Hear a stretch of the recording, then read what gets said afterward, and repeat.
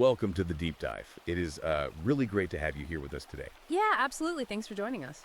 And before we get into the meat of today's discussion, just a quick reminder for you to like and subscribe to the show so you never miss out on these deep dives. We look at some of the most fascinating materials out there. We really do. Today we're reviewing a highly provocative new ebook. And just so you know right up front, you can check Amazon Kindle and Google Playbooks to buy the book for yourself. Right, if you want to read along or just explore the source material further on your own. Exactly. The book we're looking at is Conrad Reicher's highly controversial 2025 ebook. It's titled Femmephobe. Mentally ill leftist thought stopping cliche insults to demonize logical argumentation and free thought. Which is quite a title. It's definitely designed to turn heads. It really is. Our mission today is to unpack the author's arguments regarding the history and the current state of modern institutions. We're looking at his claims about how these institutions operated before they were, in his words, captured by feminist and Marxist ideologies. Right, he covers everything from education to media to the legal system. It's a massive, sweeping thesis aimed very squarely at men's rights activists and, red-pilled men in the manosphere. Which means, before we go any further, I need to make a crucial impartiality disclaimer directly to you, the listener. Yeah, this is important. The source material we're diving into today contains highly politically charged content. I want to clearly declare that neither of us here takes any sides on this issue. We absolutely do not endorse the viewpoints of the author. Not at all. Our role today is strictly to impartially report and analyze the ideas contained in the original text so that you can fully understand the arguments being made. Exactly. To understand the intense cultural divides today, we really have to look at the foundational texts shaping those conversations, regardless of where anyone might personally stand on the political spectrum. With that objective lens in place, let me give you a hook straight from the book that really sets the tone. Reicher makes this surprising claim that modern diversity initiatives, speech codes, and equity programs aren't actually political movements at all. Right. He calls them A biological insurgency. a biological insurgency, yeah. The psychological framing he uses there is basically the cornerstone of the whole book. He isn't just saying he disagrees with leftist politics. He's arguing it's biology. Precisely. A biological instinct that he believes has run completely amok on a societal level. Okay, let's unpack this. The core thesis introduced right out of the gate is the idea that the Western intellectual landscape has been colonized by what he calls the maternal script. The maternal script. Yeah, the idea that logic, evidence, and merit are being systematically replaced by emotional reasoning and victimhood. And to build this concept, the text leans heavily on Carl Jung's concept of the mother archetype. Jung, the psychoanalyst. Right. Jung described this archetype as a primordial force of life and nourishment, but he also warned of its shadow side. When that nurturing instinct is repressed or misdirected, it becomes this system of smothering dependency and extreme control.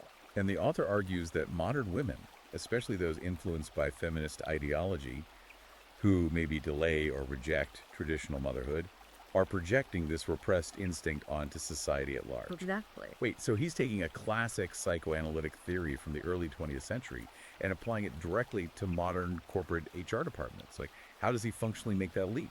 Through modern case studies, he uses a lot of anecdotes. For instance, he brings up a 2023 case about a school district in Oregon that literally installed nap pods in every single classroom. Nap pods, like for the teachers. No, for third graders, 7-year-olds taking midday lie-downs for what the school explicitly called emotional recalibration. Emotional recalibration for a 7-year-old.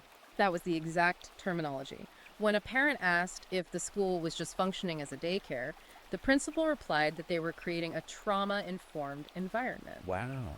Yeah. For the author, this is the maternal script in action.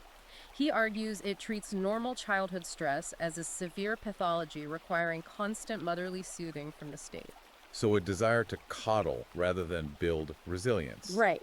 And the book claims this doesn't stop in elementary school. There's that section about a tech firm that completely scrapped its standard coding test for new software engineers. Oh, yeah, because the test made candidates feel inadequate. Right, so instead of testing actual technical competence, they started hiring based on shared values and empathy scores. And the outcome of that, according to the book, was disastrous. The company's app started crashing on a daily basis. But no one was fired. No. The head of diversity, equity, and inclusion reportedly called the technical failure a reflection of systemic stress. The author uses this to argue that the maternal system fundamentally prioritizes emotional harmony over excellence, even when the system is actively collapsing. I mean, think about your own workplace for a minute. How often do you see words like empathy and safety being used as actual metrics for performance? The book makes the case that these terms are used as Trojan horses to build a gynocentric state. If we connect this to the bigger picture, the text argues that nowhere is this playing out more destructively than in the education system. Which brings us to his concept of the war on boys. Right, if the corporate world is the destination, the education system is the factory. Riker shares this shocking example from a Minneapolis middle school in 2023. They mandated a male atonement week. They had 11-year-old boys write apology letters to women for historical injustices. 11-year-olds. The author views that as clear evidence that schools have transitioned from places of objective learning into what he calls compliance factories. And he brings in statistical data to back that up, claiming modern educational environments are uniquely hostile to male biology.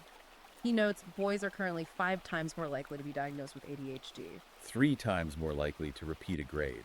and 7 times more likely to be suspended compared to girls. The premise here is that schools are actively eliminating competition to protect feelings, removing competitive games, academic rankings, rough and tumble play. He claims schools are creating an environment where natural male traits like physical energy and blunt problem solving are actively penalized. And the teachers face this too.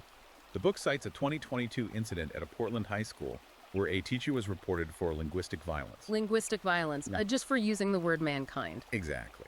During a discussion about Enlightenment thinkers, a historically accurate term, but because it caused subjective emotional discomfort for a colleague, it was treated as literal violence. The author argues this isn't natural language evolution, it's a deliberate linguistic takeover. And to trace the historical roots, he takes us back to Boston in 1974. To the Combahee River Collective Statement. Right. Riker spends a lot of time on this. For anyone rusty on political theory, traditional Marxism was historically focused on class warfare, the rich factory owners versus the poor workers. How does he connect that to a 1974 document? He views the 1974 document as the absolute theological foundation of modern identity politics.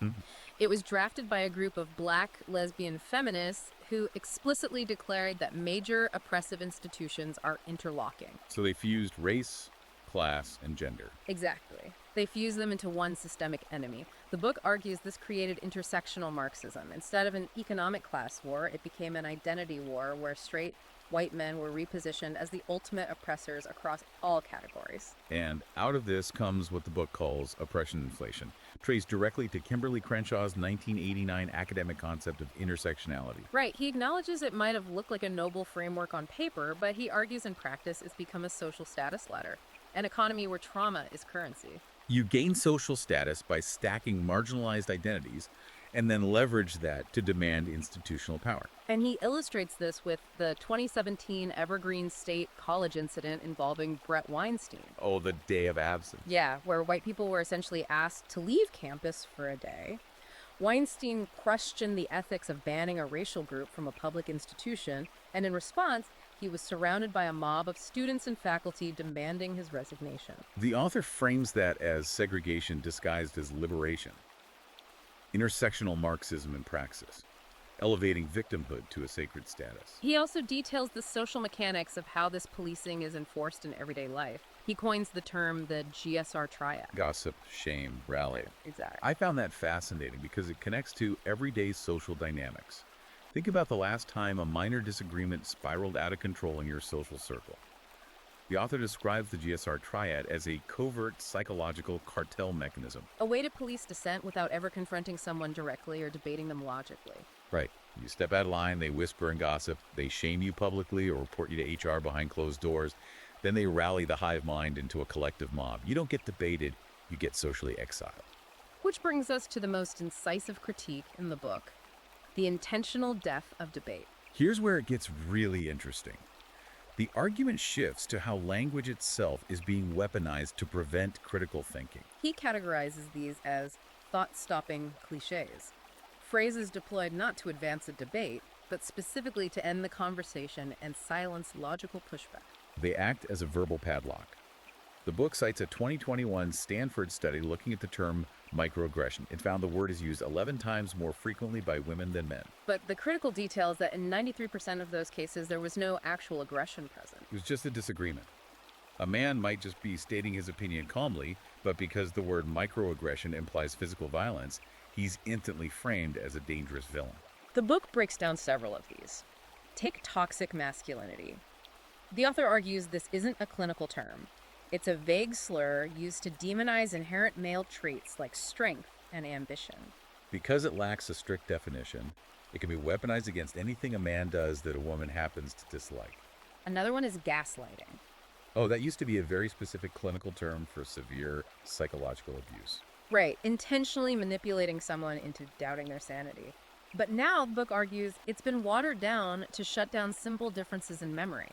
If a man says he remembers a conversation differently, he's accused of gaslighting.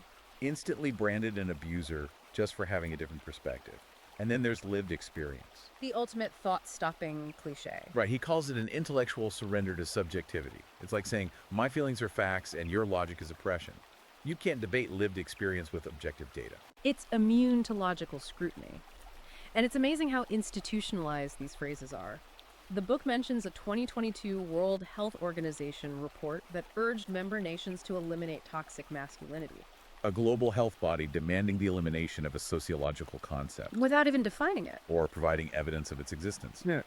This systemic avoidance of empirical evidence is what the author sees dominating the media and the legal system, too. Right. There's a quote from a Vox staff writer in 2022 claiming, quote, logic is patriarchal. The very concept of rational thought framed as an oppressive male construct. The text calls this maternal censorship. The idea that media no longer reflects objective reality, it manufactures emotional dependency. He argues female-dominated editorial boards feed the public trauma to make themselves feel needed as emotional surrogate mothers. And to demonstrate this empirically, the book cites a 2019 study from the Journal of Broadcasting and Electronic Media. It showed missing white women receive 6 times more media coverage than missing black men of the exact same age and class. The media algorithm inherently prioritizes female victimhood. You see it in broadcasting, too. The BBC's Woman's Hour aired 1,247 segments discussing toxic masculinity since 2015. And how many on toxic femininity? Exactly 12. Over 1,000 to 12. For the author, that asymmetry is undeniable evidence of an agenda. Yeah. But how does this translate to the legal system? He quotes feminist legal scholar Catherine McKinnon saying, "The law is male." He views this as a declaration of war on neutral, blind justice. Neutrality requires logic. The goal, he claims, is to replace it with trauma-informed justice. And he points to specialized women's courts in Canada. Right, noting they dismiss bail applications for male defendants 89% more often than standard courts do for identical charges. Institutionalized bias. So what is the reaction to all this?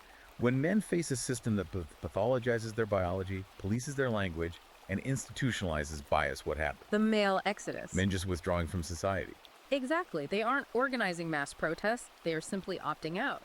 The text highlights a 2023 CDC study showing 22% of men aged 25 to 34 haven't had sex in the past year. A sex recession. He links it to a culture demonizing romance and promoting female hypergamy.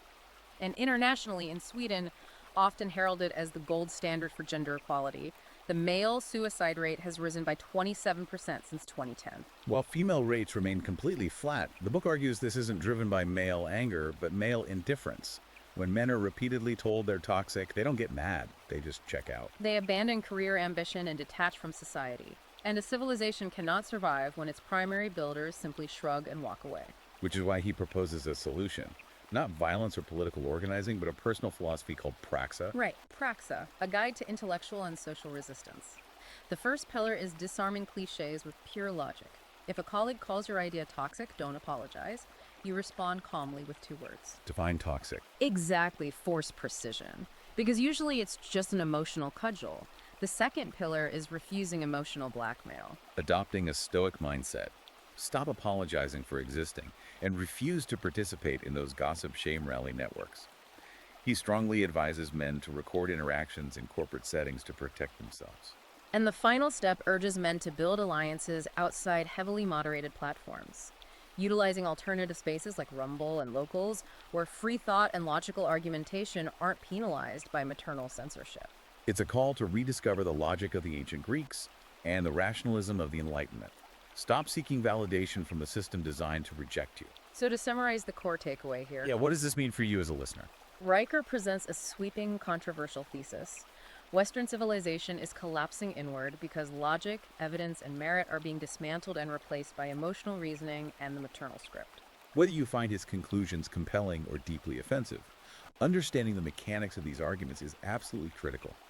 If you want to grasp the current cultural divide and the growing sentiments within the manosphere, you have to understand the specific grievances articulated in texts like this. You really do.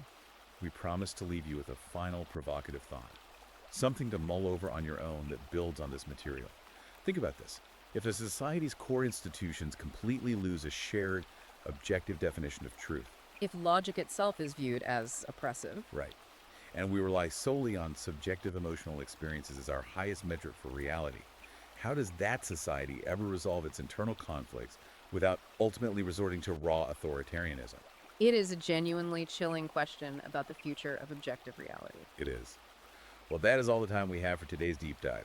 As a quick reminder, if you want to dig into this controversial source material yourself, you can check Amazon Kindle and Google Play Books right now to buy Conrad Riker's ebook, Femmephobe. And you can follow the author directly to read more of his unfiltered thoughts. Yes, be sure to follow the author at Conrad Riker on Substack. Thank you so much for joining us, and please remember to like and subscribe to the show so we can keep bringing you these intense explorations of the ideas shaping our world. See you next time.